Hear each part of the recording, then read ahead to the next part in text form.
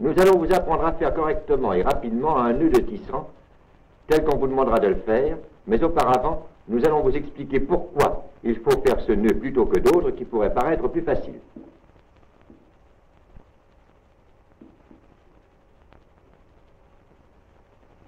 Voici un nœud de tisserand fait avec des ficelles de couleurs différentes pour que vous puissiez apprendre à bien le connaître.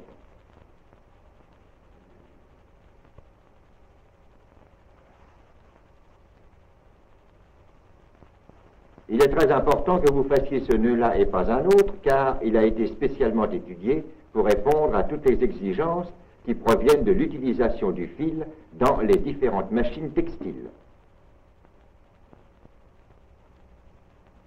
Un nœud ordinaire risquera de se défaire lorsque la traction deviendra trop forte.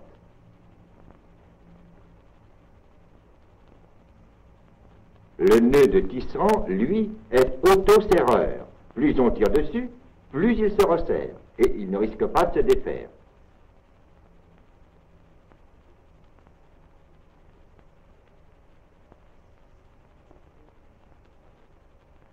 Il serait peut-être plus facile de faire un nœud comme celui-ci qu'on appelle un nœud de tête de chat.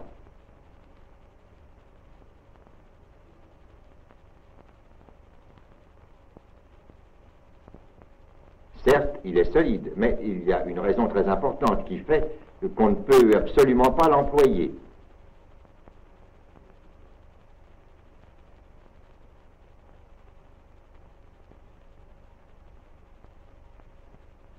Regardez-le auprès du nœud de tisserand.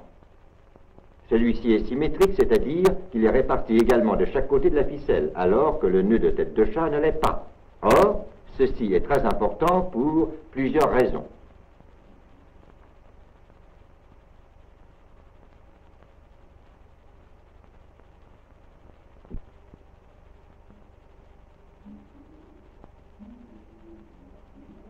D'abord, parce que au moment du tissage, le fil doit passer dans les lisses et dans les œillets, qui sont de petites ouvertures très fines et qu'on a représentées ici très grossièrement par un petit trou percé dans une plaque de contreplaqué ou par du fil de laiton retordu.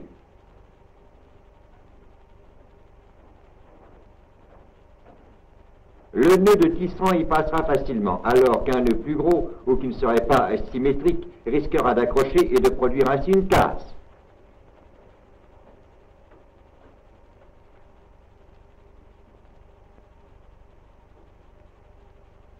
Une coupe nous permettra de mieux voir que le nœud de tisserand peut passer facilement alors que le nœud de tête de chat accroche à tous les coups.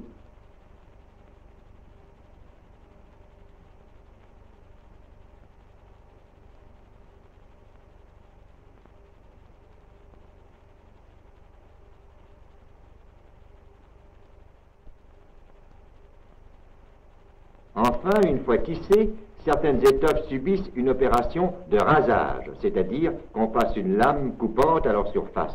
Tout ce qui dépasse est coupé. Ainsi, un nœud trop gros ou non symétrique serait coupé, et cela provoquerait un trou. Une étoffe tissée avec des fils rattachés par ces nœuds serait pleine de trous et impropre à la vente. Vous voyez maintenant que j'exécute un nœud de tisserand. Regardez bien tous mes gestes.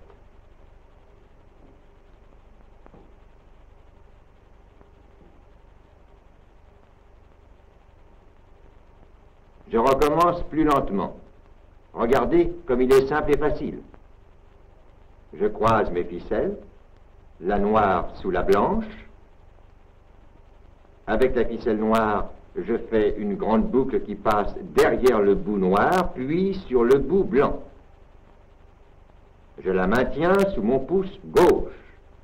Je rentre maintenant le bout blanc à l'intérieur de cette boucle et je n'ai plus qu'à serrer. C'est ce nœud très simple que vous allez apprendre à faire dans la leçon suivante.